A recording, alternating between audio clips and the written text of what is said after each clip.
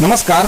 हवामान खात्याच्या अंदाजानुसार आजपासून आठवडाभर म्हणजे शुक्रवार 10 जूनपर्यंत महाराष्ट्रातील सिंधुदुर्ग, कोल्हापूर, सांगली, सोलापूर, धाराशिव, लातूर, नांदेड, यवतमाळ, गडचिरोली या 9 जिल्ह्यात फक्त अवकाळी पावसाची शक्यता, किरकोळ पाऊस जाणवतो. तसेच महाराष्ट्रातील उर्वरित 27 जिल्ह्यात ढगाळ वातावरण राहणार आहे. मुंबईसह मात्र कोकणात तसेच पुढील काही दिवस 3 दिवस हे उष्णतेची लाट सुद्धा राहू शकते अशी शक्यता वर्तवण्यात आलेली असून येत्या 4 ते 5 दिवसात मान्सून कदाचित कर्नाटक किनारपट्टीवर पोहोचू शकतो.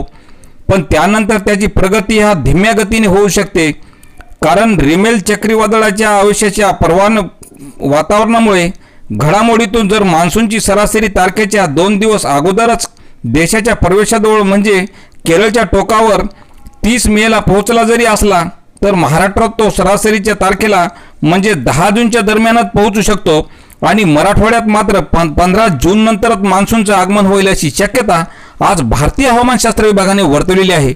तर शेतकरी मित्रांनो, अशीच हवामानाची प्रत्येक अपडेट पाहण्यासाठी चॅनलला सबस्क्राईब करा. धन्यवाद.